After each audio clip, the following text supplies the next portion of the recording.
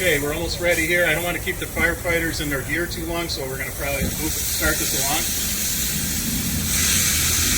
As you can see, we got a side-by-side unit, 2 rooms, one's sprinkler protected, one's unprotected.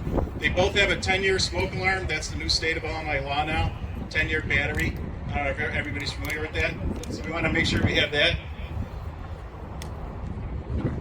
We also have this fantastic, reliable sprinkler here, 155 degrees, quick response sprinkler. This one, residential, it operates 4 times quicker than a standard sprinkler at the same temperature rating. And I'm speaking to the people that are very technical here, but this is for the layman's terms, all right?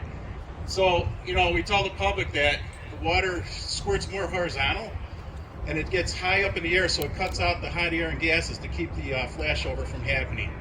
And it also can cover a room 20 feet by 20 feet, so you might only have 1 sprinkler in that room. And I was told we have to wait till every jet comes by to do the talking, so we got the 10-year smoke alarm. We're going to do this scenario. Lieutenant, you okay? All right, so we're going to do the sprinkler one first, because we can contaminate the unit if we did not do if we did the flashover one first, we'd contaminate the sprinkler side. So I just want everybody to think that it's the middle of the night, you're sleeping, probably 12 or 1 o'clock at night, you're into the deep sleep already. The firefighters may or may not be sleeping. They could be on another call, EMS call, traffic accident, whatever may be going on, or they could be in bed also at the station. So we're all there without a fire. Now today, candle fires are one of the leading causes of fires, so we're simulating a candle fire.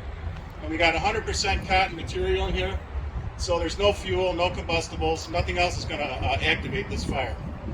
So in the middle of the night, you left the candle unattended, and now it's burning through, and it's going to catch the curtains. So we're going to ask our people to start the fire. And as soon as it is, keep an eye on the clock. It's pretty warm out. I anticipate the sprinkler to come up pretty quick now, even though there's a little wind. So we got a little smoke. Hopefully our 10-year smoke alarm works. Got a little flame in the back.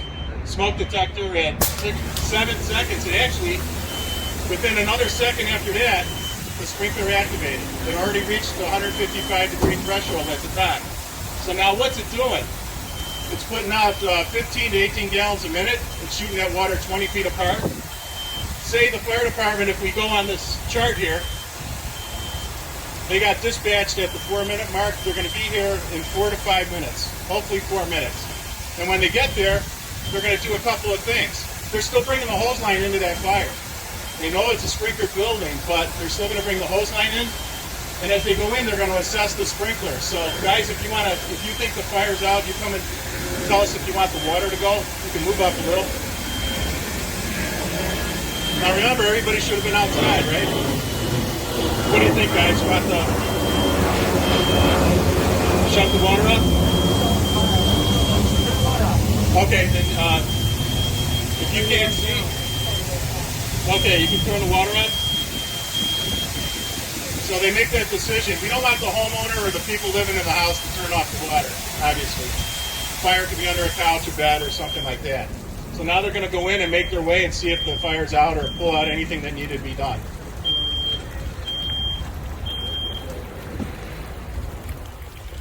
They minimize the use of their own water. They could have brought a pump can in, but they do have the hose line in. And Lieutenant, if you want to pull it all the way out, that's up to you. Looking good? Okay. All right, and then if you need to do another shot in there, that's up to you. All right, so they got a little overhaul to do. There's still a little curtain there, but the whole curtain isn't even burned out. And that's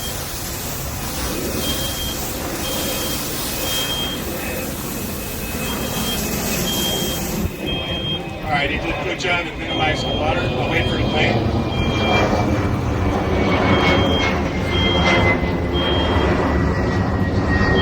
Maybe that 10-year alarm's going to go for 10 years, who knows? All right, so they're going to do a little overhaul with the Franklin Park being a good fire department. They might be coming out with a wet vac and helping the people take care of the water. They'll call the building department, the Fire Prevention Bureau. They'll call a good sprinkler company to replace the head and to see that it's working in working order again. And in all odds, the people could be back in the house the same day, depending on when the fire was, or the next day.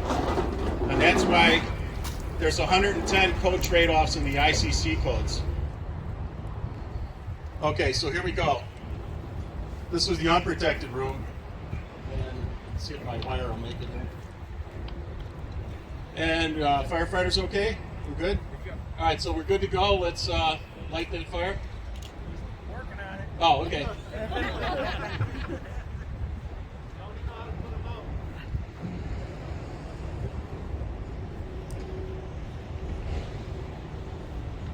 We got some smoke already. Let's hope our smoke detector works. And when that goes, we hope you call 911 right away. They used to say, go to your neighbor's house. It's 15 seconds for the smoke detector on that one. Go get out of the house, get everybody out, then call 911. Unless you could call on your cell phone right away. So look at, we actually have the chair has caught already. I can feel the heat from here. I see the smoke about 5 feet high. The other smoke detector went off. Our plastic fell off, but we're going to hold off for a while, okay? The flashover is when all the material and the items in the room reach their ignition temperature at the same time. No one can survive flashover. You will be dead. The firefighters in their protective gear cannot handle a flashover. They will be burned severely. That gear will not protect them. So now we have a flashover. Look what's burning in here. Is it the building? Is it the house? No, it's a little lazy boy chair. Remember, no combustibles are in here. Two lazy boy chairs and another piece of furniture. So we have a good flashover. The plastic's down, and are we okay, guys? For now, yeah. Yeah, go ahead. It's all right. Nice little try to save it. Now think about this though when he's doing that. Where did all that flame and heat go in your house, your condo, the apartment building, the townhome, the single-family home? It filled up that entire house. No one's getting out of that house. The flashover is very dangerous. This is just a bedroom fire. But that whole house is wrecked. They're probably out of that house for 6 to 9 to 12 months. My daughter had a kitchen fire last month in New Lenox. They're going to be out of their house 4 months now, from what they told. And they only had little damage in the kitchen. So now they're going to they're doing a light overhaul for us. They're trying not to destroy everything so that we can see it. Although they might have to pull that one chair out. And if that's the case, that's okay. We'll see what they say. Lieutenant's in charge. I'm going to leave. That's his decision. But remember now, when you see this furniture later, look at the quantity of fire that you had. That's what's happening in the houses today. Flashover occurs within 2 minutes today. In the past, it would take 12 to 15 minutes for a flashover to occur.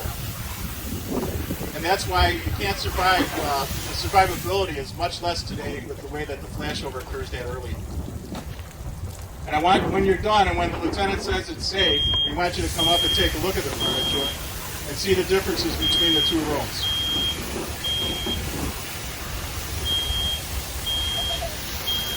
What do you think, Lou? Do we have to keep that other one in, or are we okay? We'll hit it again, though. Okay. So give them another minute. They're doing the overhaul. Now remember, it would have taken them still 4 minutes to get here. So what would have occurred with all that fire in the next 4 minutes? The house would have been pretty much destroyed at that point. They have a good response time though, so they're going to be there in 4 minutes.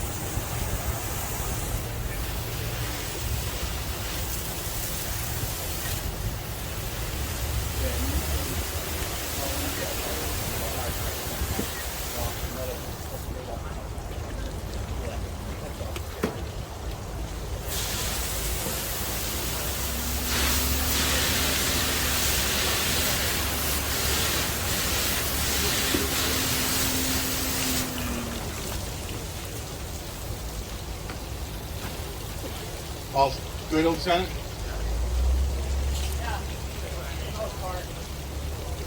Okay, well, as soon as they're clear, we're going to let you guys move up. But first of all, can we give our Franklin Park firefighters a big hand for helping out? Thank you very much. And our engineer over there somewhere who got us the water. So if you're okay, Lieutenant, then the people you can go take a look and see what the damage is there now. feel free to take a look.